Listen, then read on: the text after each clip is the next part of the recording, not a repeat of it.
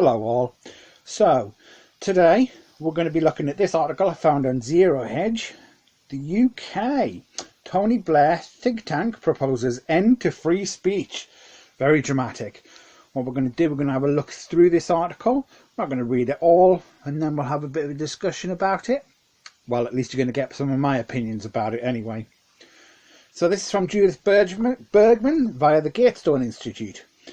Disturbingly, the main concern of Blair's think tank appears to be the online verbal hatred displayed by citizens in response to terrorist attacks, not the actual physical expression of hatred shown in the mass murders of innocent people by terrorists. Unlike proscribed groups that are banned for criminal actions such as violence or terrorism, the designation of hate group would mainly be prosecuting thought crimes. Democratic values, however, appear to be the think tank's least concern. The proposed law would make the British government the arbiter of accepted speech, especially political speech. Such an extraordinary and radically authoritarian move would render freedom of speech an illusion in the UK. The Home Office would be able to accuse any group it found politically inconvenient of spreading intolerance or aligning with extremist ideologies and designate it a hate group. So, those are the bullet points of what's in this story here. Now, when I read stories like this, I think of that phrase from Kevin Alfred Strom. He says, "To learn who rules over you, simply find out who you are not allowed to criticise." And that's always in the back of my mind. What they're trying to do is tell us what we can say and what we can't say.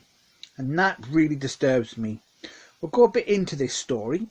The Tony Blair Institute for Global Change has released a report designating hate new policy responses to stop hate crime. Now, great picture there of the British flag and being silenced, but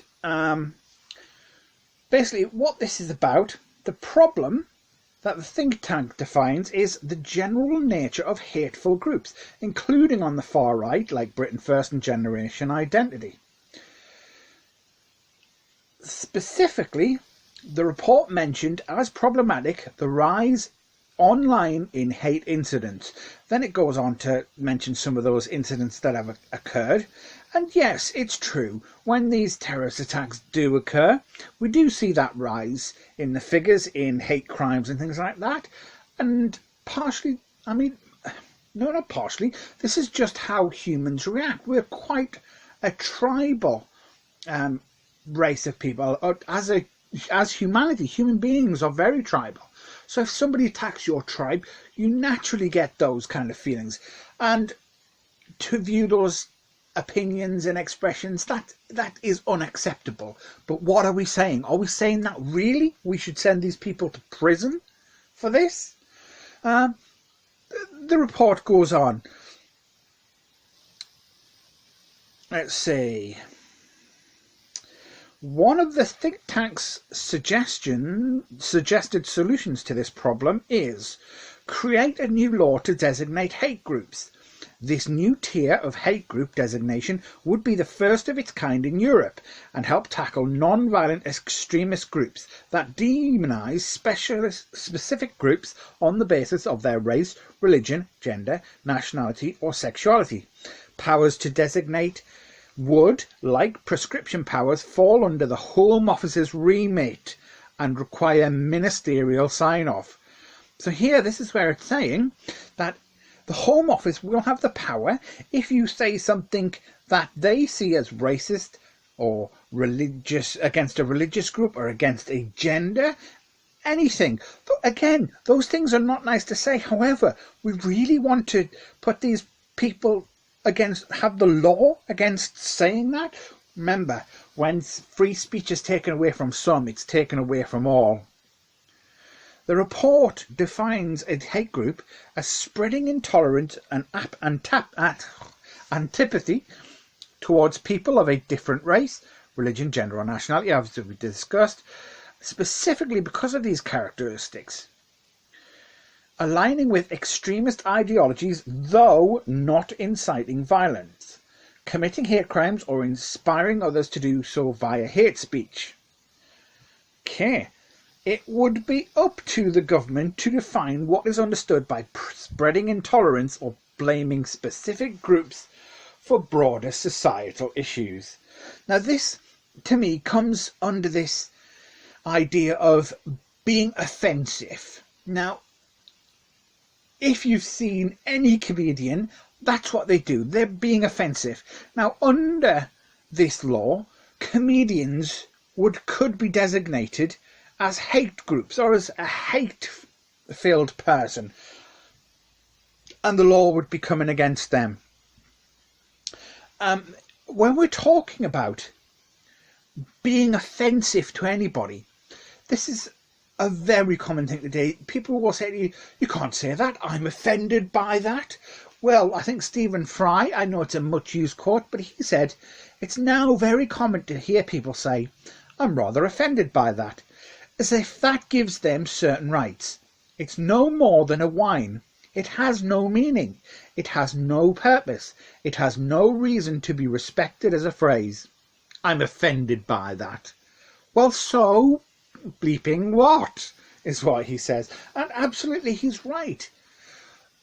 If you saw that interview with Jordan Peterson and Cathy Newman, I think when it got to that part about where Cathy Newman was saying, well, don't you care that what you say offends people?